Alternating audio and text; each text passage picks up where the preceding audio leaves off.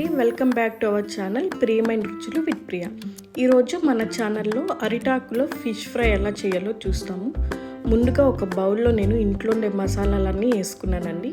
Salt, పసుపు, కారం, అల్లం వెల్లుల్లి పేస్ట్, ఫిష్ మసాలా, కొంచెం లెమన్ వేసుకొని మంచిగా కలుపుకోవాలి.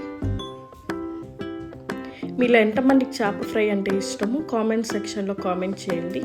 And please subscribe to our channel.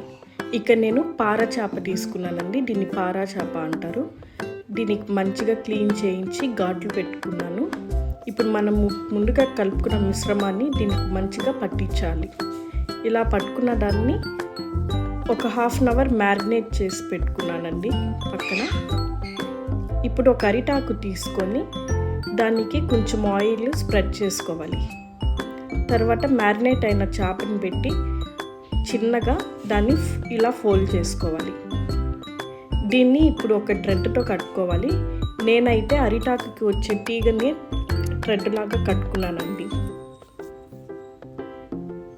మంచిగా చినక్కుండా కట్టుకోవాలి. ఇలా కట్టుకున్న దాన్ని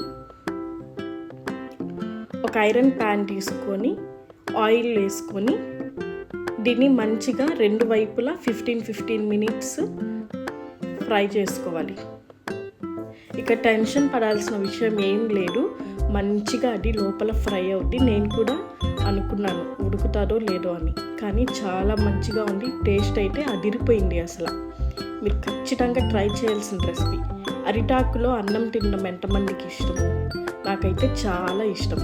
కానీ అరిటాకులో చేప ఫ్రై అనేది చాలా బాగుంది. ఇలా ఫ్రై అయిపోయిందండి చక్కగా. Thank you for watching.